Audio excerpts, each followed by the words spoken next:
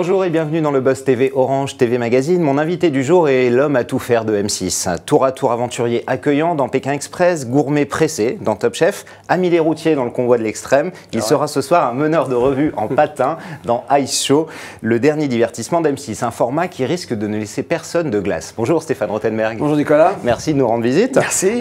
Ice Show, littéralement, ça veut dire show sur glace. Est-ce que c'est un spectacle ou est-ce que c'est une compétition, ce qu'on va voir ce soir sur M6? Les deux, mon général. Non, c'est vrai que le but, c'est de faire un show.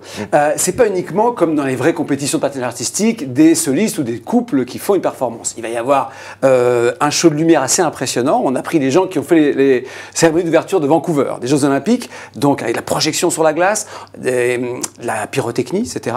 Il y aura d'autres danseurs professionnels de l'équipe de Leader on Ice qui vont accompagner nos célébrités, nos coachs. Donc c'est un spectacle. Mais c'est une compétition parce qu'à chaque prime, on élimine quelqu'un quand même.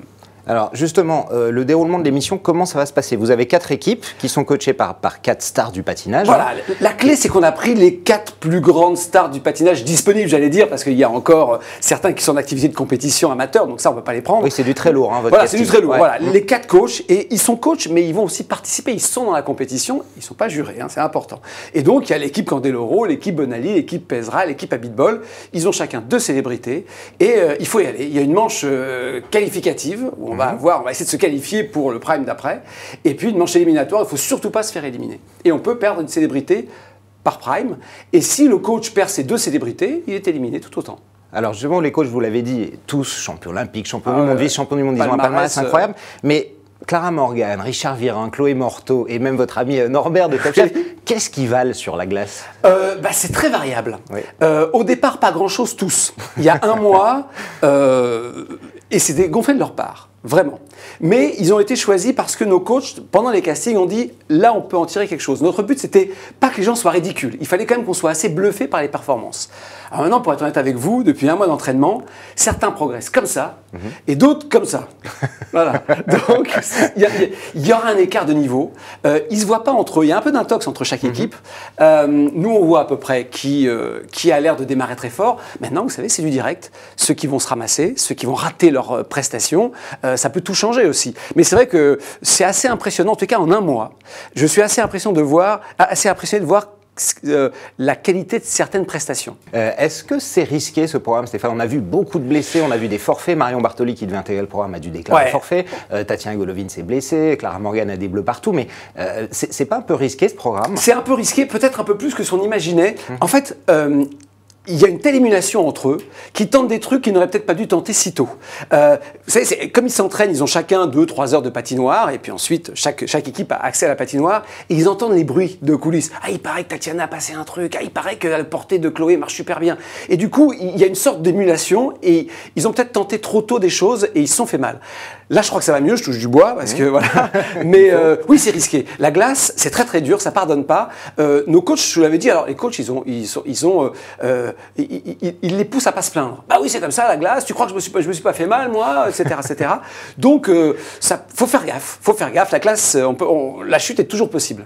Alors, Karine Le Marchand avait été pressentie pour présenter l'émission. On sait que vous êtes amis. Est-ce que vous l'avez remplacée à la dernière minute à cause notamment des soucis personnels qu'elle rencontre ou est-ce que c'était comme ça? On m'en parle depuis juin. Ouais. En fait, depuis juin, Bibiane Godefroy m'avait dit voilà, tu auras un nouveau programme avant de partir sur Pékin.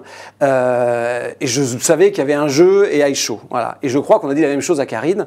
Ensuite, ça a été le hasard du temps, de la programmation, des opportunités. Mais je savais dès le mois de juin que j'avais un nouveau gros format à la rentrée.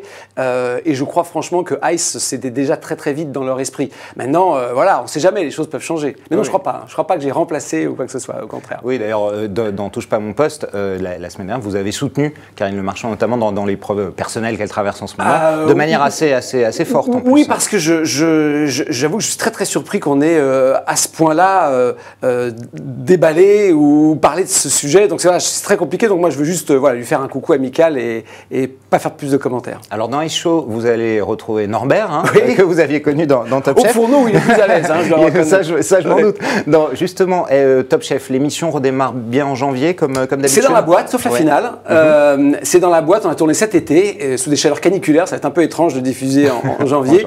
D'abord, c'était pour me laisser un peu de place pour Ice, c'est normalement on tourne en ce moment Top Chef, donc il y avait une anticipation, et puis c'était aussi parce qu'on voulait faire Top Chef avec une autre saison. Les chefs maintenant sont intraitables, dès qu'un candidat fait des produits hors saison, il se fait massacrer.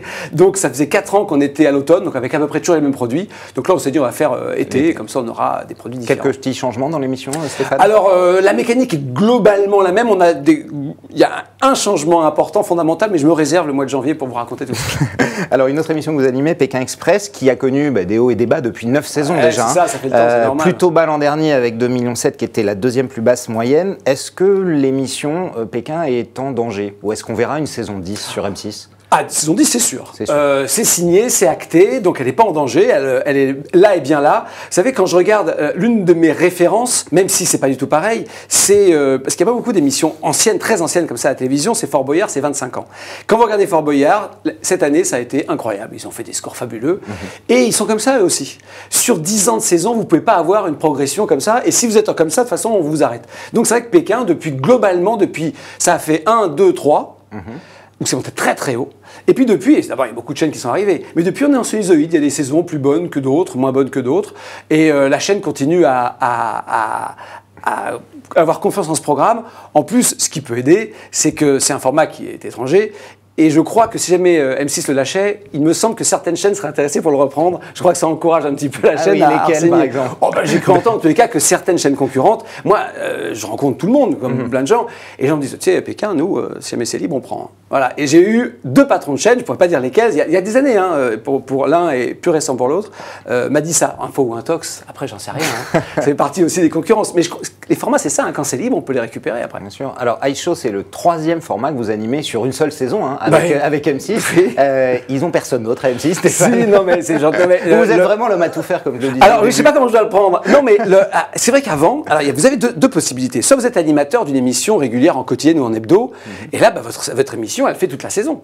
Donc, vous pouvez moins faire de choses. Moi, je fais des collections qui durent 2 mois à l'antenne, 3 mois maximum. Vous n'êtes pas à l'antenne toute l'année. Voilà, je suis à l'antenne toute l'année. Et ce qui fait que finalement, heureusement, sinon je ferais que 2 mois par an. Donc, c'est vrai que du coup, ça laisse un peu d'espace. Alors, c'est vrai que 3 formats, c'est pas mal, c'est même beaucoup. Mais je pense que si je faisais un jeu quotidien ou si je faisais un talk quotidien, forcément, on me demanderait moins de choses. Mais là, une fois que j'ai fini Pékin, je suis libre sur d'autres choses. Donc, voilà. Donc, c'est vrai que c'est bien chargé, mais c'est agréable. Puis surtout, comme vous l'avez dit, c'est des univers très différents. Donc, l'exercice d'animateur n'est pas le même. Là, tout à l'heure, c'est en direct avec des patineurs qui sont soit des génies, vraiment, de la patinoire, de la glace, soit d'autres qui ne sont pas du tout. Donc, on verra ce que ça va donner. Merci Stéphane. Pour terminer, on passe à notre séquence « Je regarde ou je zappe ». Alors, je vous donne un programme en cours ou à venir et vous choisissez si vous regardez ou si vous zappez. Nouvelle star sur D8. Ah oui, d'abord parce que c'est vous regardez alors, hein? Ouais, j'aime bien, Oui, c'est super. Danse avec les stars sur TF1, qui vient de se terminer. Voilà, alors, je ne le regarde pas parce que je ne peux pas, mais je suis tombé sur le Prime 1 de cette saison. Ça reste un show d'enfer. Moi, j'aime bien les grands spectacles de télévision. J'aime bien quand la télévision a de moins en moins de moyens aujourd'hui, parce qu'il y a plus de concurrence et tout ça. Mais ça fait partie des vrais shows, c'est bien. Masterchef sur TF1. J'ai plus de mal. Je ne sais pas pourquoi, mais j'ai plus de mal. Mais vous regardez quand même votre concurrent, c'est important de voir ce qu'ils font aussi. Pas trop en fait, assez bizarrement pas trop. D'abord parce qu'on ne veut pas s'interdire des choses parce qu'ils l'ont fait. Ensuite, ils ont des moyens démentiels par rapport à nous. Démentiels, quand je vois qu'ils partent au bout du monde, etc. Donc, pas tant que ça, voilà, non. Allô Nabila sur Énergie 12. Je préfère tellement vrai. Les Miss France, est-ce que vous allez regarder? Vous zappez? Alors, moi, j'ai beaucoup d'affection pour Chloé Morteau, qui va être dans Top Chef, qui va être dans Ice Show cette année, et qui est Miss France, ex-Miss France. Alors, je m'entends bien avec elle. Je regarde pas forcément toujours le programme parce que, voilà, je suis pas là, etc. Mais j'ai beaucoup d'affection pour elle. Ce sont des jeunes filles qui souvent sont dans un tourbillon, dans une lessiveuse pendant 1 an, et qui, au sortir de la lessiveuse, sont parfois un peu paumées. Et il y en a qui vrillent, mais pas tant que ça. Geneviève les a bien éduquées, je trouve. C'est-à-dire qu'en fait, elles elles pètent pas tant de ça les câbles. Elles ont conscience qu'il faut qu'ensuite elles apprennent un métier. Souvent, elles veulent faire de la télévision, pourquoi pas. Mais elles y vont. J'aime bien Malika Ménard, enfin, j'adore Chloé Morteau, j'aime bien Sylvie Tellier. Il y a quelques Miss France très intéressantes. Merci beaucoup Stéphane Rothenberger. Je rappelle qu'on vous retrouve ce soir sur M6 à 20h50 pour Ice Show. On croise les doigts pour vous et puis surtout pour les candidats pour qui ça reste très difficile. Ce sera à 20h50 sur M6 en prime time. Le Buzz TV revient demain. Nous recevrons l'animatrice Flavie Flamand. Merci de votre fidélité.